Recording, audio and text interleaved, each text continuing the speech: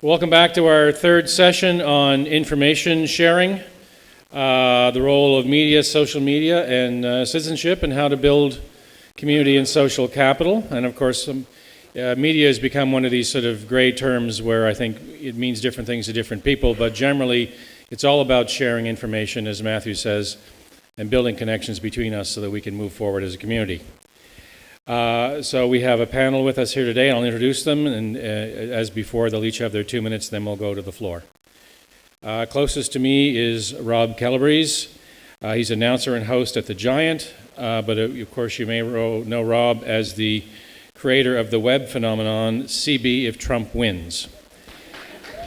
Exactly, which single-handedly not only boosted tourism in our economy, but put us on the stage nationally and internationally in ways which were hitherto been unknown. I think President Obama mentioned Cape Breton in a speech, as did Justin Trudeau. And anyway, it shows what you can do with media to create awareness in entirely unanticipated ways. The problem with viral, of course, is that it's not necessarily repeatable. As anyone who's done it once will tell you, think, now I have the formula. No, you don't. It's hard to anticipate what will go viral and what won't. But you have to be out there and you have to be trying. So Rob's going to tell us about that, or anything else he wants to tell us about for that matter. Stephanie McNeil is actually, Stephanie McPhee, is one of Rob's colleagues at The Giant. She's also a charter member of the Tar City Rollers. I don't know if you know who they are. They're a local roller derby team. Roller derby is more than a sport. It's also a cultural and artistic phenomenon, and of course, social media is a big part of that. And Stephanie has been using social media to build support for her team and for the roller derby community more broadly. Next is Joe Ward. He's a computer programmer, entrepreneur, and social media marketer, or marketeer. Maybe we should get you ears or something. Yes. He's worked in Silicon Valley, Florida, and Puerto Rico. A few years ago, he returned to Cape Breton to become certainly one of the most active citizen journalists in the region, certainly the most active citizen journalist on goCapeBreton.com, for which we are eternally thankful. And last but not least, Ian McNeil, who is currently the manager of Cape Breton Partnerships Prosperity Framework. In a past life, I'm sure many of you know, he was the morning host of CBC's Information Morning, Cape Breton. And of course, he's had an extensive career in media and public affairs. So, welcome to everyone. So maybe we'll break with tradition and start the far end this time. What do we think? Just to change things up. Okay, Ian, you have 2 minutes. So the media is not what it used to be, and our expectations of it are way too high. The media has many fewer resources than it ever has. The media's role is to do two things: to hold up a mirror to the audience that it serves, and then to ask questions about what is seen in that mirror. The audience has been fractured. It's much harder to see what's in the mirror now than ever.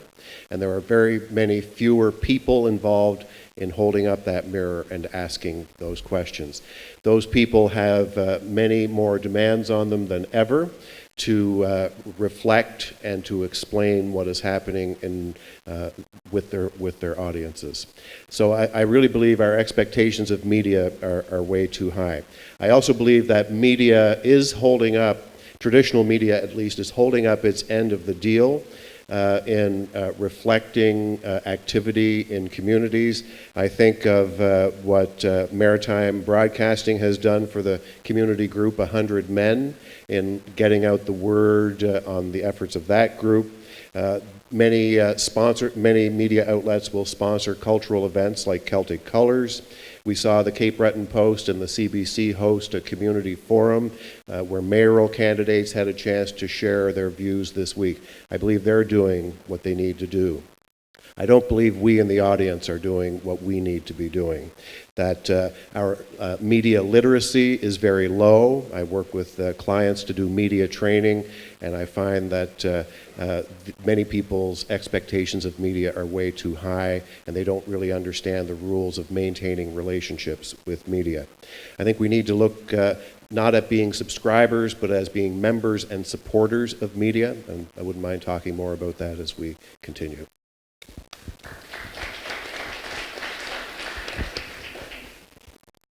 Joe? So 15 years ago, I'm in Silicon Valley, and as an information technologist in that type of environment, you're using those skills to create new information products. You're using those skills to market those products. So you persuade and compel. You persuade people that what you're building is a good idea. You compel them to buy it. Now, forward in time, I decided to come back to Cape Breton in 2014. I'm still an information technologist. I've got 15 years under my belt marketing, but also becoming more socially aware as I've matured and looking back at my community and realizing what's happening. And I realized that you can still deploy these information technology and digital marketing skills in a way that communicates about social and economic issues. And it's still the target is to persuade and compel. And so as I listened to the first two panels here today, whether it be Lynn McCarron working with the United Way, or whether it be the economic development with the proto case, I see that they are actually persuading and compelling and using these tools in different ways. And so what I would do is say to the public that through goCapeBreton, I've been actually working in both areas. I've been writing about social and economic issues. I've also been writing about technology and innovation. And as I get to meet and talk to more people, I realize that that message actually is getting out there. Now, as Stephen Rolls said, we have to cross over into different circles, so I'm stuck a little bit, but what's happening is the message is breaking into other circles by using a platform like that. And so when we see the success of Lynn getting an audience with Prime Minister Justin Trudeau, it was through me watching a video presentation that I was able to write an article about child poverty and help her spread that message so that in her role she can go further.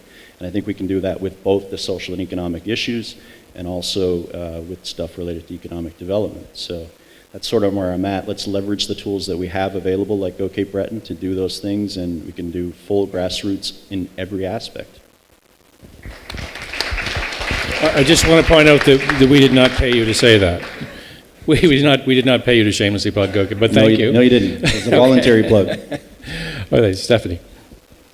I've been radio for over 10 years, and I started trying to build the roller derby team, Cape Breton Roller Derby, Tar City Rollers, about 5 years ago. And as you might imagine, when you say women and sports in sort of old Cape Breton, you don't get a lot of public support on that. So I had to reach out, and I couldn't have done it without social media, or my team couldn't have done it without social media. So we were using Facebook, and we were using Instagram and Snapchat and whatever we could do to get the message out locally. And while that did help, I decided that I would use my knowledge of media and radio, and I created a podcast called We Did Sports. Now, while We Did Sports the topic is about roller derby, it's more about people and what people do to bring things to their community. And I've had guests from all over the world. I have listeners that comment from Australia and the UK, Norway. It was kind of hard to communicate with them, but I've had recognition from the world champions of roller derby last year. I've had their coaches on my show, so that really was able to bring not only the Tar City Rollers to the world, but bring the world to the Tar City Rollers a little bit as well. And I find that if you can reach a little bit globally, like people were saying, bring money to Cape Breton from away, you can also bring support from Cape Breton. So I was able to get a little more backing from the world and reach a little farther for our team. And since then, we've grown, probably doubled our members since then. And we wouldn't have done it without social media. So if you have, whether it's a hobby, if it's a group, if you're trying to start it, get her done.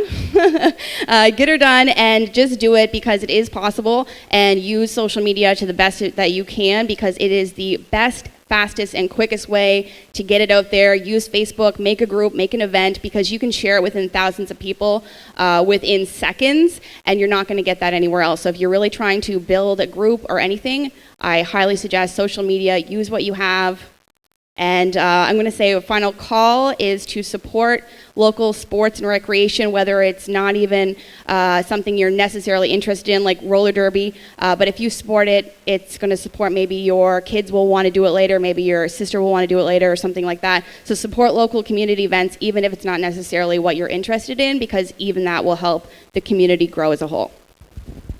Thank you. And Rob. A warning, though, if you are interested in roller derby, like my wife who has joined, it is a cult, and you'll see very little of that loved one. I am going to, because time is running out, first of all, agree with Ian McNeil in how the media is a whisper of its former self. Newsrooms, even locally, that were 20 people are now 0 people, with news coming from Halifax. And that is the trend. However, we can use media in the community as a tool. Back in the early 2000s, see, we have newspapers and television who are now losing to the internet, the old media. Radio back in the early 2000s was looking at a horizon with satellite radio on it, and I know in commercial radio, we were terrified. And then you hear, oh no, Howard Stern is moving to XM, we're finished. But what happened was, satellite radio, first of all, was not free, and second of all, it was not local. So we had to amp up the local. And we, I think, defeated satellite radio. Now we have podcasts, we have streaming audio as well, and that is going to be in cars very soon.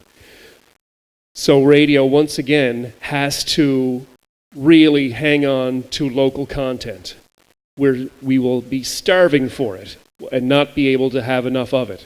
You remember the scene from Star Wars when Luke and Darth Vader were fighting and Luke's hand gets cut off and he falls down that pit and grabs onto the antenna at the bottom of Cloud City? Joan must.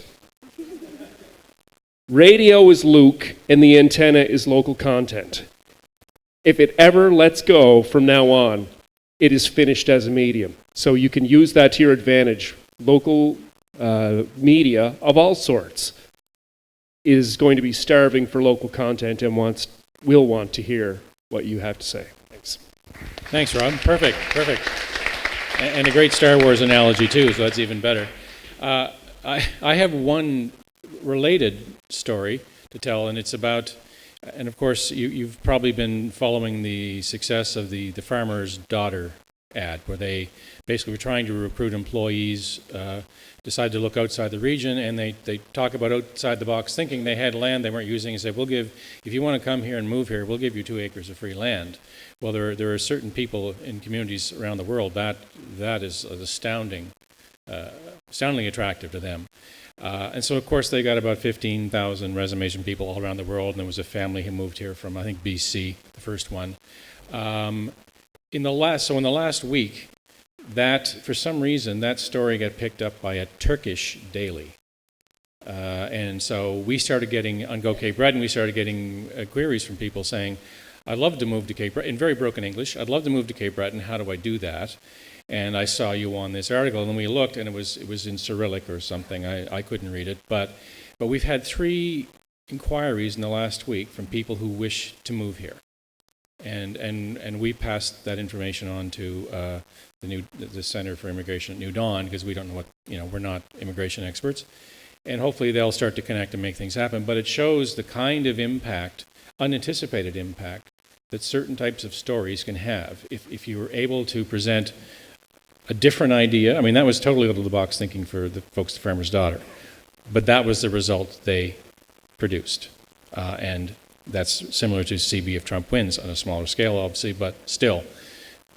The message here, I think, is that local stories matter, and they can have unanticipated results outside the island as well as inside the island. So with that, I'm going to throw it open to the floor. I see there's Martin over here. Is there anybody else? And I see a hand back there. I believe Gavin. Martin, please. Thank you, Richard, and hello, folks. My name is Martin McClellan. It's kind of dovetail my comments into actually the previous panel as well. I watch Global BC at night. It's kind of a channel I like to watch. The timing is right and the news is on. And I noticed the casinos out there, and it's kind of a dirty word here, but the casinos out there, the provincial government's had a policy that 10% of the net proceeds of the casino goes back into the community. So it dovetails actually to the previous couple of panels where the wealth is being kept in the community for good. Out there they fund libraries, they fund sport complexes and so on. So to come back to the media panel there, goCapeBreton can be an instrument of public policy if we use it as a forum to push our government officials to do the same thing here. I mean, the casino in Cape Breton has been in place for since '95, so 21 years. There's probably in the order of $250,000 that have been spent in there, by and large siphoned off to Halifax or BC. The casino's owned by BC Gaming. So it's an interesting point to use these media forms that we have at our fingertips, which wasn't so fluid years ago, but we can bring public policy on our government people, the election next year, if you will, to do the same sort of thing here. I think it can be a very powerful instrument for us to move our ideas and our concepts forward. Great. Anyway. Thank you. I don't think there's anyone from the casino here today who can comment on that, but Gavin, I guess, in the back. This is just more of a general comment about the event. I'd really like to thank Matthew and Richard for putting it on, and especially on a Saturday morning. I think that's really important. So often these types of events happen Monday through Wednesday, 10 to 4, and people like myself who work a full-time job, we have a hard time making to those events, as well as my bosses that are sitting in front of me here that are far too busy to be taking 3 days off of work. So thank you very much, and also just want to say that there's an absence of some other people that would normally be at those events that you see normally Monday through Friday that aren't here this morning. So I think that's more evidence that the people inside this room are going to be the ones that are the force of change going forward, not so much the people that we don't see here today. So it's the people that wake up on Saturday morning that really care. So, thank you. Thanks, Gavin. Rob, and then Dan. Yeah, I was just going to add to that point. I was very lucky with CB, if Trump wins, that my employer, first of all, Stephanie will agree to this, is involved very little in what we do. We have enormous freedom, and if we go too far, we get reined in, and I never have been, and we have that luxury.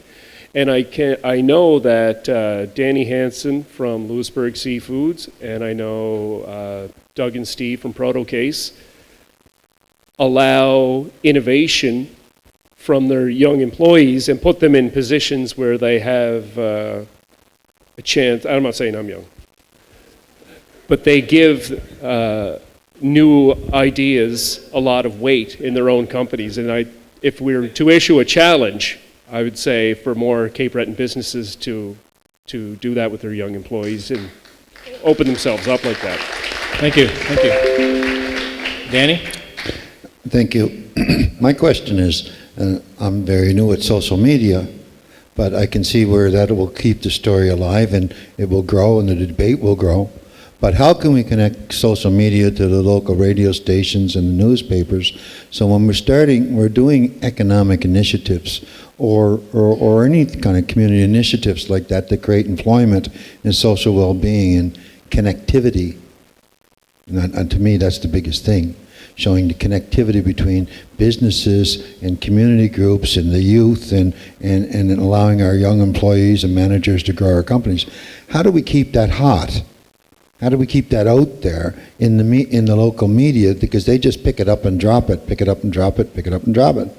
So what my difficulty I find in the industry in growing Jim's companies is that we get out there and then we get dropped. But there's a whole lot more to the story.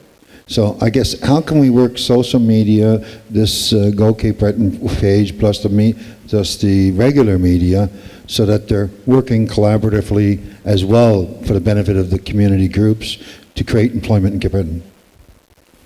That's a really good question. Part of the challenge with social media is that it is so fragmented, and often the content is siloed by community. And part of our philosophy at goCapeBreton.com, first of all, it is a crowdsourced platform. We don't write all the content. Rory writes some of it, and he just kind of gave me a compliment, I'm not sure.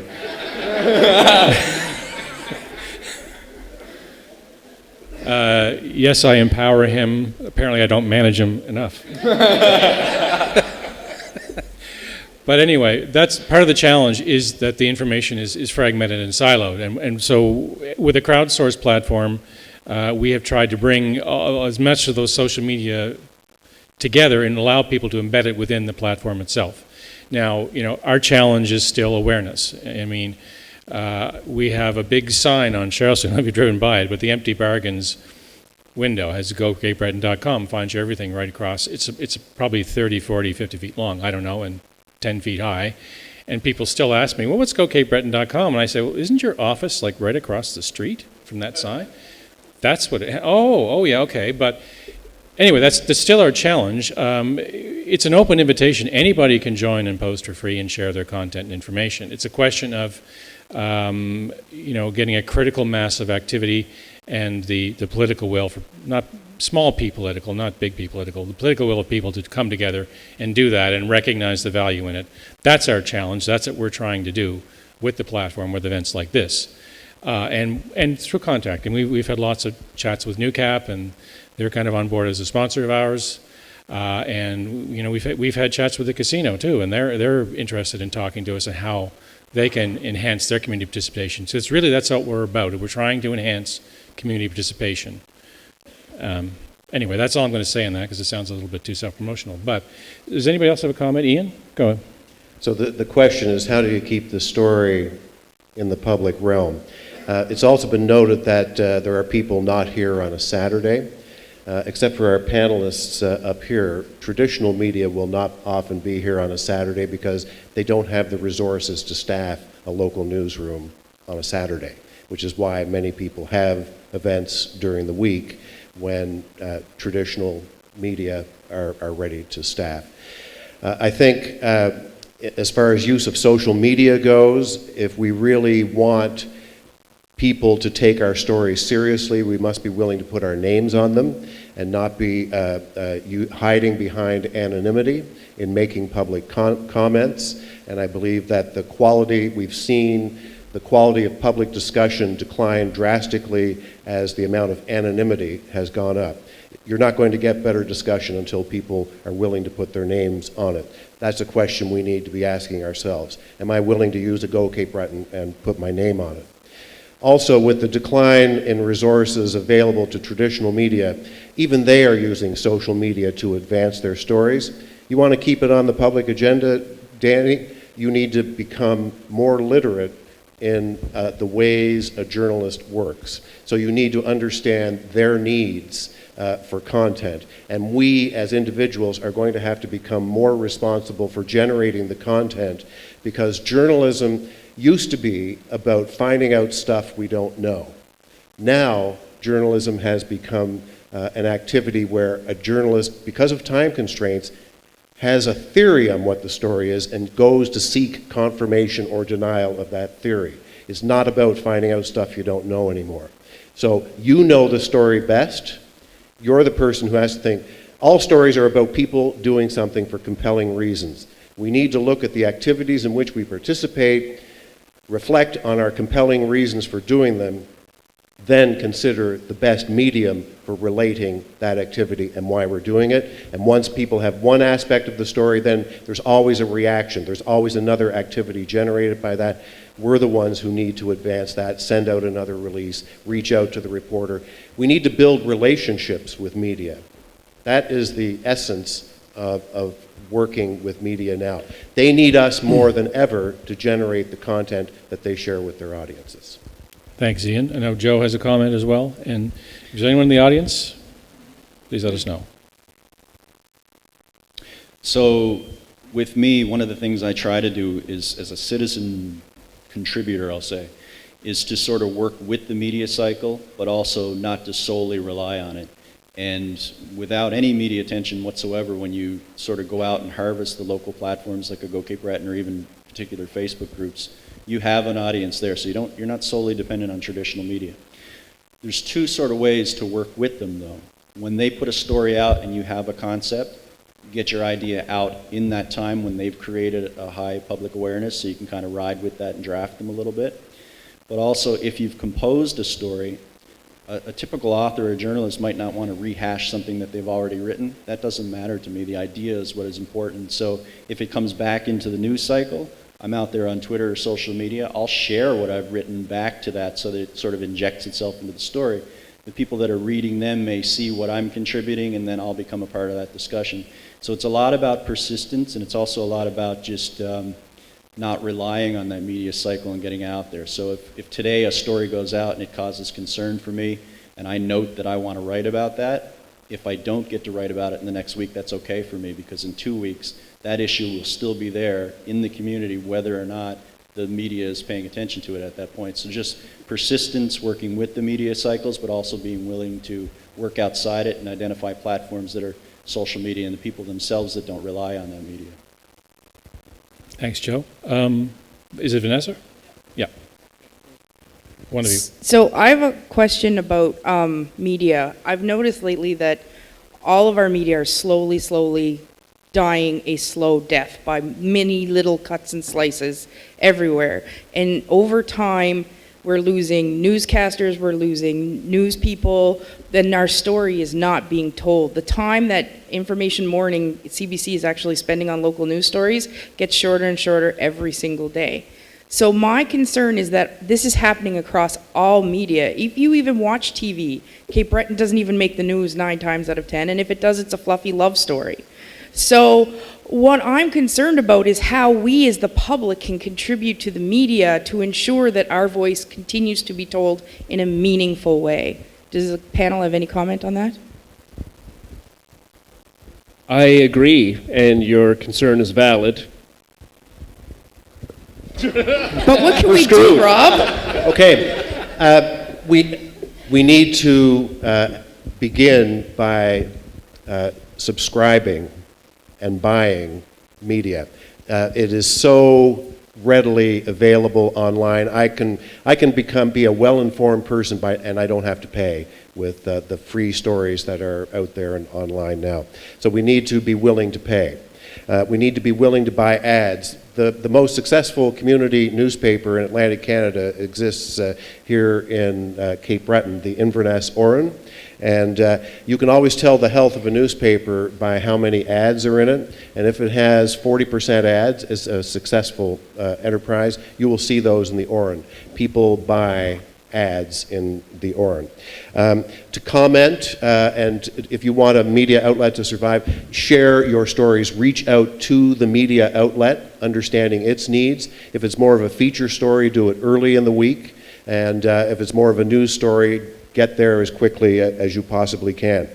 The media outlets are doing community activities in which I believe we have the opportunity to participate, attending the public forum that took place at Center 200 the other evening.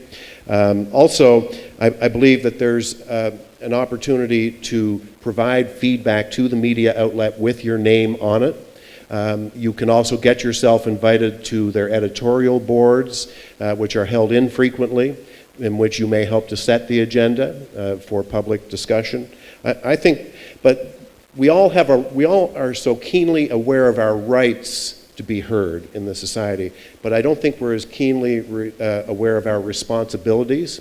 And with a media that's in decline, our responsibility is to pay more and to contribute more, and we actually have to become, like Joe, citizen journalists. You know, here's a guy creating content who does research and produces data.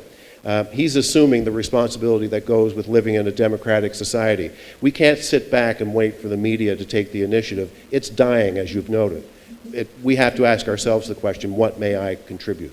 And any community organization that hopes to make an impact should be building a relationship with its local media in order to get on the public agenda for discussion.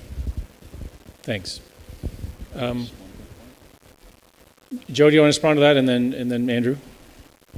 Yeah, so I'm drawing a blank now. Just let them go and I'll. You want Andrew to go? Just, I'll go. Oh, sorry, Stephanie. You're sorry. Yeah, you're right. I just wanted to add something. You were saying a lot of times if Cape Breton makes the news, it's a fluff piece. And everyone does love a fluff piece, and it does, me as in, doing my radio show, I will look for fun pieces and fluff pieces. And in doing commercial radio, we don't always get a chance to do the tougher things. But 9 times out of 10, no one will bring me a local story. If I have a local story over a story that I found from the UK, I'm going to go with the local one. But I think it's more so how you take it to the media. Like I'll get, if it is a more serious thing, I'll get, an enraged email. And I might not be as willing to write them back or to use it on my show as I would if they brought it to me in a really, I don't want to say packaged way, but if they brought it to me, here's the information, here's what we're doing, can you help us? And then let me do my thing on it. And same with fluff pieces as well. If you're having some sort of community event and you bring it to me in a way that makes it sound exciting, I want to use it and bring it to the people. So I think that's a lot to do if you're trying to get something in the media, whether it's radio or you're trying to get, local news to cover a story. I think that's how you bring it. Don't bring it to them with rage, and don't bring it to them with not enough information, because in a run of a day, if I have an hour and a half to prepare for my show or 2 hours to prepare for my show, I'm going to take the stories that are the easiest for me to take and to run with on my own. So if you're sending an email, if you're making a phone call to us, get the information, get the prominent information, and get it to as quickly as possible, because we don't have a lot of resources and we don't have a lot of time. So that's my advice if you're trying to get more stories into the media, is to make sure you get the right information and the important information, and kind of leave your, personal stuff about it aside for the time being. Okay, Joe, and then Andrew, and then Stephen. So I've collected my thoughts. One of the things I tend to avoid is to call myself a citizen journalist. That word journalist is scary, so I prefer just to be considered a contributor. So I don't necessarily have that professional skill set. In fact, I don't, but I can still share an idea and have a discussion.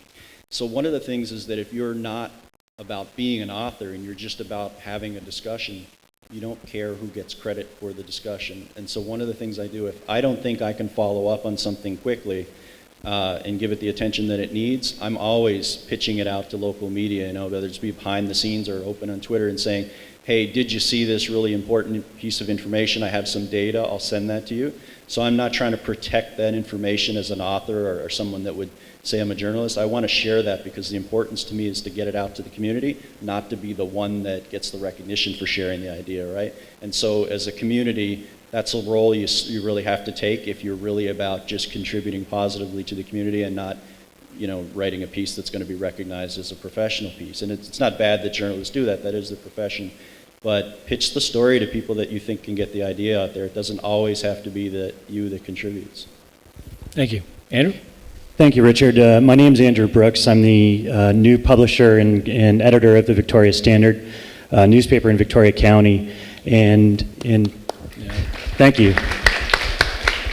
I don't quite know what I've got myself into, but I'm starting to learn. In May of this year, I purchased a print newspaper that had been in operation for 24 years. And I actually do think, not about me, but just the reality is I think if I hadn't picked it up, the current owner at the time was ready to just fold.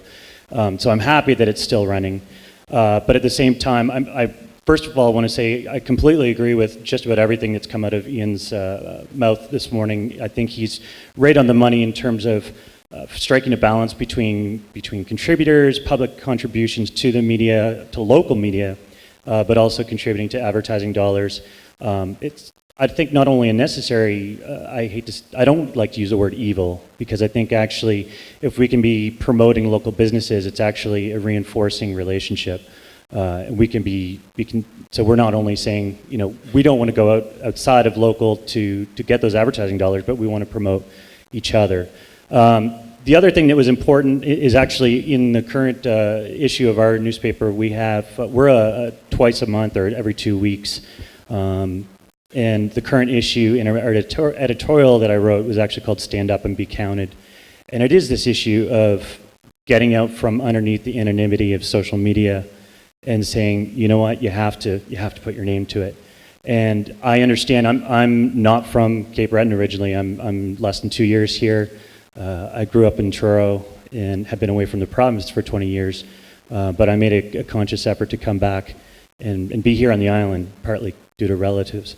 But I think the idea is using your local media as a tool to continue these kind of conversations, but also lastly, relating it back to what Alicia said about food, I think local media can actually be grown the same way, in the sense that we have these amazing tools to go worldwide, but at the same time, I'm doing it locally, and I'm already starting to hire 2, 3, 4 more people in an atmosphere where people are getting laid off, so it can work.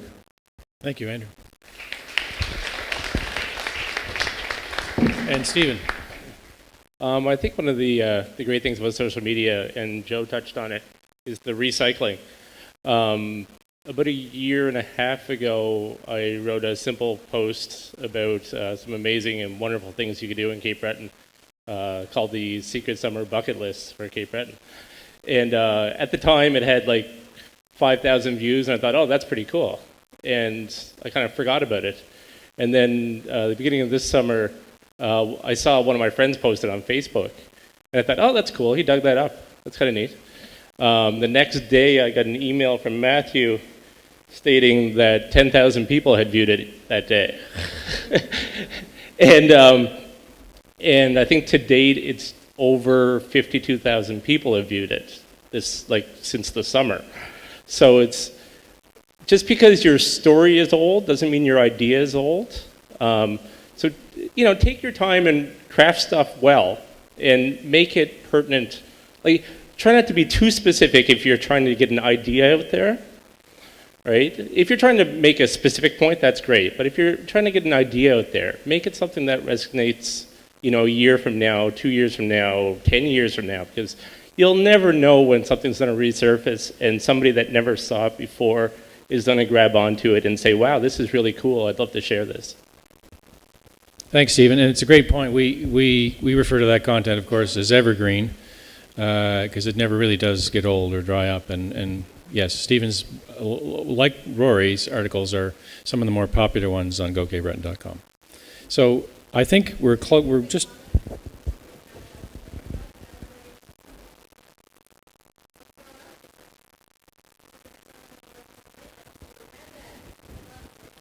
I can't... Hang on a second. We'll get you the mic. And Sorry, I just wanted to just connect the two together. Since Rob Calabre's tourism bump, it brought up your article to someone from California who I met at Low Point Lighthouse, who was following the bucket list. And because of that bucket list, I'm going to the UK this month to teach for a year. I've actually printed it, and my boss and I, who we're crossing out what we've already done, and we're hitting the bucket list. So there's the connection. wow. It's one of those things about having a great connection with media, is that I was on the BBC, and it's because I have great relationships with the media that the traditional media has picked it up also. I think we probably got that. We're probably going to wrap up this session soon. We'll give the panelists each 30 seconds to have a final say. We'll try to keep 30 seconds, Ian. Really, I would just repeat, let's reflect on our responsibility as far our expectations of the media, especially traditional media, are way too high given the way things are going. Let's educate ourselves. Let's build relationships with media. We are the media, essentially. So we need to be the persons who are generating the content and paying for it as well. Thanks. Joe? So I'd just say, don't hold yourself to too high of a standard when it comes to sharing an idea, right? The core of it is that everybody can contribute. You don't need to have a particular level of education or profession.